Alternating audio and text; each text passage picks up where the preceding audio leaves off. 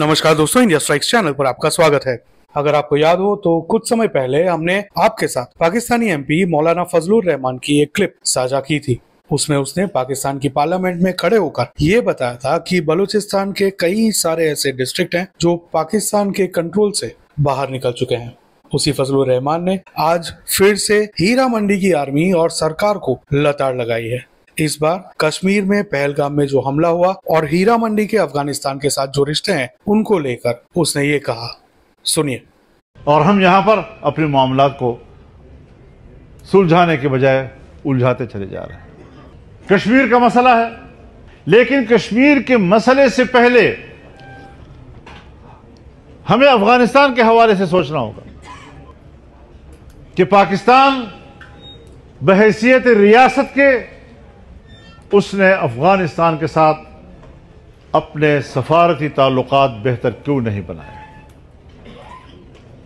ये बात याद रखें कि ज़ाहिर शाह से लेकर अशरफ गनी तक जितनी हुकूमतें आई हैं प्रो इंडियन थी, सिवाय अमारत इस्लामी अफगानिस्तान के।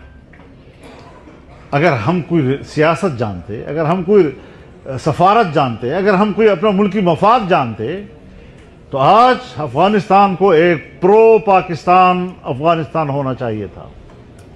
हम इनको भी धकेल रहे हैं कि जाओ तुम रूस के साथ कहीं बात करो, चाइना के साथ बात करो, इंडिया के साथ बात करो। किस बात पर?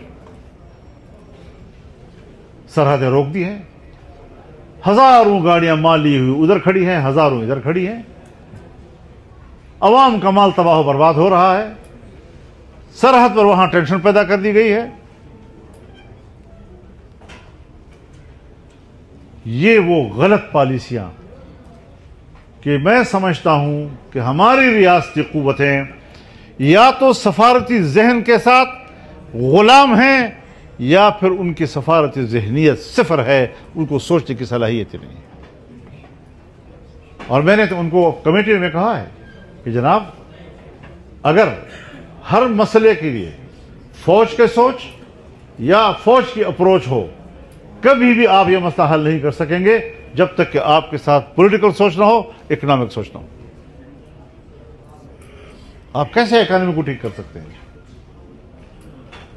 इंडिया की इकोनॉमी ऊपर जा रही है, चाइना की इकोनॉमी ऊपर जा रही है, बांग्लादेश की इकोनॉमी ऊपर जा रही है, इंडोनेशिया की ऊपर जा रही है, मलेशिया की ऊपर जा रही है, अफगानिस्तान की ऊपर जा रही है, ईरान की ऊपर जा रही है, और इन सब के बीच में सिर्फ पाकिस्तान की इकोनॉमी गिर रही। क्यों?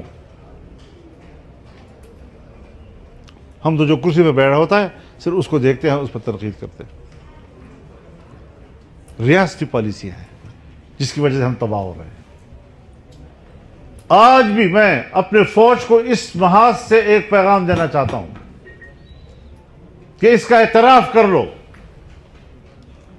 कि मौजूदा सूरत हाल में आपकी पुष्ट पर ताकतवर सियासी कुव्वत नहीं है।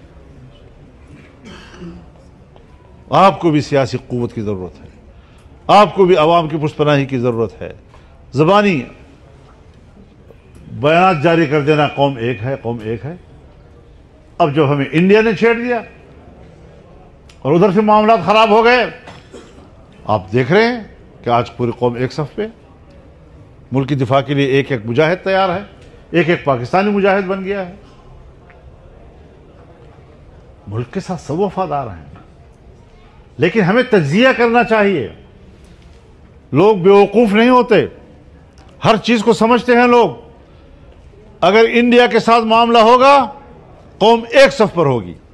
अगर अफगानिस्तान के साथ मामला होगा, कौम एक सफ पर नहीं होगी। सीधी बात है। इस चीज को जरा जांचना चाहिए, तज्जिया करो इस बात का। दोनों के पस मंजर मुख्तलिफ है, दोनों की जमीनी सूरत हाल मुख्तलिफ है। सो वो भी देखा, सो ये भी देख लो। आज कश्मीर के मसले पर इंडिया की धमकियों के बाद पूरी कौम एक है। लेकिन क्या ये सोच अफगानिस्तान के साथ मामला बिगाड़ने के वक्त भी मौजूद थे? नहीं। कुछ जरा सोच समझकर मौक़िफ़ इख्तियार किया जाए। प्रोपेगेंडे से कुछ नहीं बनता।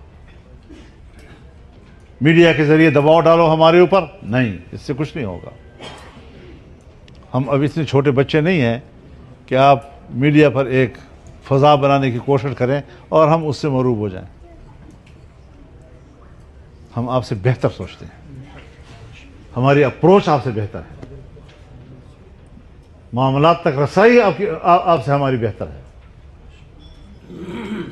आपको अपनी कौम के साथ बैठना होगा, आपको अपनी सियासत के साथ बैठना होगा, आपको अपने इक़्तिसाद के साथ बैठना होगा, अपने वसाइल के साथ बैठना होगा।